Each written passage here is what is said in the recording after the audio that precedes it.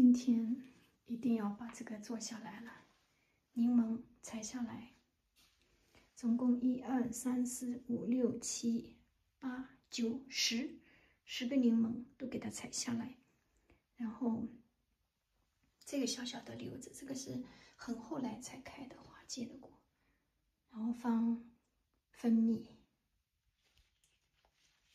太难了，妈妈。向上向下，不是扯，是折。你拿住，这样折。你弄痛了，来妈妈来。这样的。好香啊！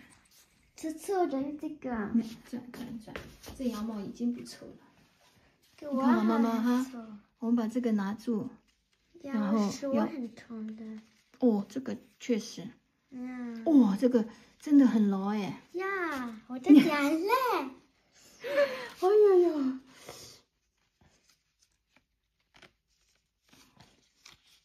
你就转它，对吧？转下来了哈，然后我们再来看另外一个。已经有几个了？已经有4个了。4个，我也想要采，我想要再采这个。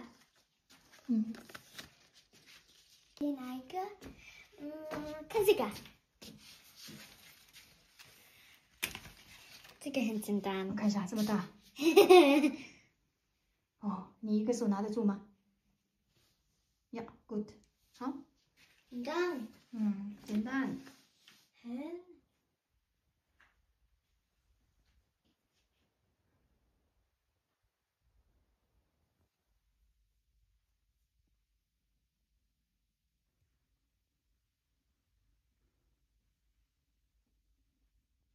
我没洗，就擦了一下，然后把它切了，用这个果汁机给它打一下。这个声音非常响，就打，然后直接用罐子装。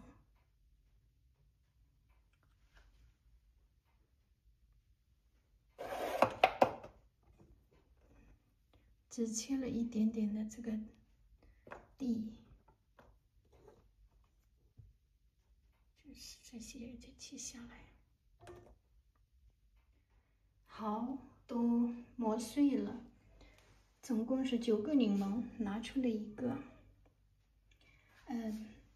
差不多是这个样子吧，很香。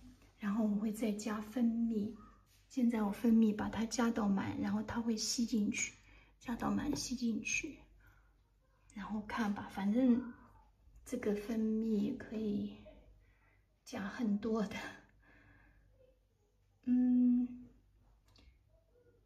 是一个治疗咳嗽的，然后也可以夏天冲水当饮料，非常非常香。